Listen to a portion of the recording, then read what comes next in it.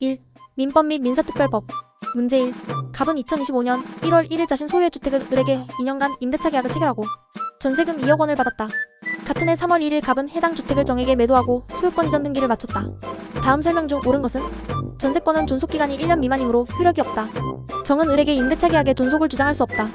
을은 전세권 설정 등기를 하지 않았으므로 대항력이 없다. 을은 선의의 정에게도 임대차 계약의 존속을 주장할 수 있다. 전세권은 물권이므로 등기 없이도 제3자에게 대항할 수 있다. 정답. 해설 민법 제621조에 따라 임대차 기간이 1년 이상인 경우 등기 없이도 임차인은 소유권을 취득한 제3자에게 임대차 관계를 주장할 수 있습니다. 전세권은 설정 등기를 해야 물권으로서 효력이 발생하지만 임대차로서는 대항력을 갖출 수 있습니다. 문제 2. 계약 해제에 관한 설명으로 옳지 않은 것은? 해제권은 이행지체와 같은 불이행이 있을 때 발생한다. 해제권은 상대방에게 의사표시를 함으로써 행사된다. 해제의 효과는 계약이 체결된 때로 소급하여 효력을 잃는다. 쌍무계약에서 해제권자는 자기가 이행한 급여의 반환을 청구할 수 있다. 해제권은 법정기간 내에 행사하지 않으면 소멸한다. 정답. 해설 해제권은 개당사자의 합의에 의해 발생하는 약정해제권도 있습니다. 따라서 불이행이 있을 때만 발생하는 것은 아닙니다. 나머지 보기는 민법 제548조 해제의 효과, 제551조 해제권 행사 방법에 근거한 올바른 설명입니다. 2. 공인중개사법. 문제 3. 공인중개사가 중개행위를 함에 있어 준수사항으로 옳지 않은 것은? 계약 체결 전에 당사자에게 중개대상물의 상황을 설명할 것, 중개대상물의 확약금을 자신의 명의로 예금할 것, 계약서에 공인중개사 자격을 증명할 수 있는 사항을 기재할 것, 중개대상물의 확인 설명에 관한 사항을 기재한 문서를 교부할 것.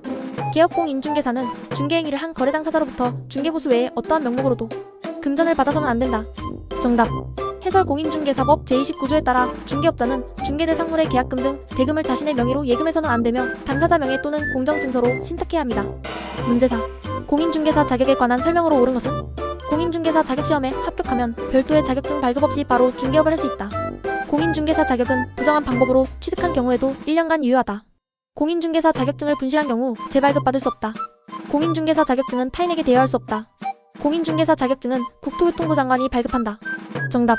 해설 공인중개사법 제9조에 따라 공인중개사 자격증은 타인에게 대여할 수 없습니다. 자격증은 시험 합격 후 국토교통부 장관으로부터 발급받으며 분실 시 재발급 가능합니다. 3. 부동산 공법. 문제 5. 도시계획시설에 관한 설명으로 옳지 않은 것은? 도시계획시설은 공원, 도로, 상하수도 시설 등이 포함된다. 도시계획시설의 결정은 특별시장광역시장도지사가 한다. 도시계획시설 결정이 고시된 토지는 도시계획시설부지로 지정된다. 도시계획시설 결정 후 10년 이내에 사업시행자가 없는 경우 그 결정은 실효된다. 도시계획시설 결정이 실효된 경우에는 관계행정기관의 장이 그 사실을 고시하여야 한다. 정답. 해설 도시계획시설의 결정은 국토교통부 장관, 시도지사 또는 시장군수가 합니다. 국토의 계획 및 이용에 관한 법률 제22조. 특별시장 등만이 하는 것이 아닙니다. 문제 6. 개발제한구역에 관한 설명으로 옳은 것은? 개발제한구역에서는 모든 건축물의 신축이 원칙적으로 금지된다. 개발제한구역의 지정권자는 시도지사이다. 개발제한구역에서는 기존 건축물의 증개축이 불가능하다.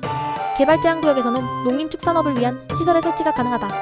개발제한구역의 해제는 국토교통부 장관의 승인 없이 가능하다. 정답.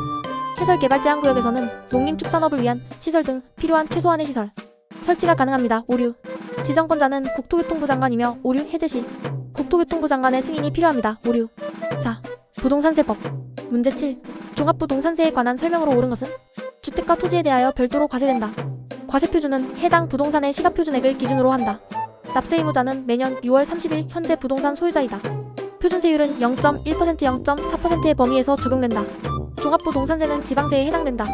정답. 해설 종합부동산세는 주택과 토지를 별도로 계산하여 과세합니다.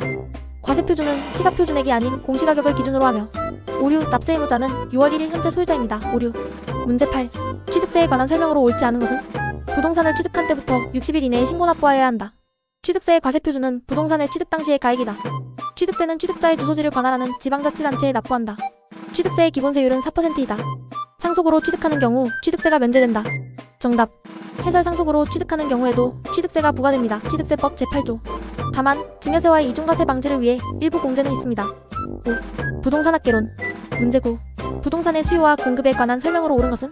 부동산의 단기 공급 곡선은 수평에 가깝다. 부동산의 장기 공급은 가격 변화에 민감하게 반응한다. 부동산 수요는 가격 변화에 매우 탄력적이다. 부동산 공급은 가격 변화에 매우 탄력적이다. 부동산의 단기 공급은 비탄력적이다. 정답. 해설 부동산은 생산에 시간이 많이 소요되므로 단기 공급은 매우 비탄력적입니다.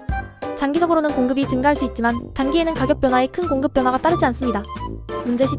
부동산 투자 분석 기법 중 내부 수익률 IRR에 관한 설명으로 옳은 것은?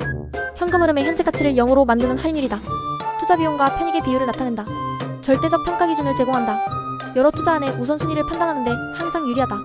수익성 지수 PI와 동일한 개념이다. 정답. 해설 내부 수익률 IRR은 수년째 가치 NPV를 0으로 만드는 할인율입니다. 상호 베타적 프로젝트에서는 한계가 있을 수 있으며 오류, 수익성 지수 PI와는 다른 개념입니다. 오류. 6. 부동산 공시법. 문제 11. 공시지가에 관한 설명으로 옳지 않은 것은? 공시지가는 개별 토지의 가액을 공시하는 제도이다. 공시지가는 토지시장의 투명성을 제고시키는 기능을 한다. 공시지가는 매년 1월 1일 기준으로 조사평가된다. 공시지가는 표준지 공시지가와 개별 공시지가로 구분된다. 공시지가는 부동산 가격 안정을 위한 정책적 기능을 한다. 정답. 해설 공시지가는 매년 1월 1일 기준이 아닌 공시연도 1월 1일 현재를 기준으로 조사평가됩니다. 실제 공시는 3월 말 4월 초에 이루어집니다. 문제 12. 부동산 등기에 관한 설명으로 옳은 것은? 등기는 부동산 물권 변동의 효력 요건이다. 등기부는 부동산 소유자별로 편성된다. 등기부는 등기소에 비치되지 않고 중앙관서에서 통합 관리된다. 등기부는 토지등기부와 건물등기부로 구분된다. 등기부는 누구든지 열람할 수 없으며 관계자만 확인 가능하다. 정답. 해설 등기부는 토지등기부와 건물등기부로 구분됩니다. 부동산등기법 제14조. 등기는 대항 요건이지 효력 요건이 아닙니다. 오류. 등기부는 부동산별로 편성되며 오류, 누구든지 열람 가능합니다. 오류. 이 문제들은 2026년 공인중개사 시험을 대비하는 수험생들에게 유용한 내용으로 구성되었습니다. 각 과목별 핵심 개념과 최신 개정 법률을 반영하였으니 꼼꼼히 학습하시기 바랍니다.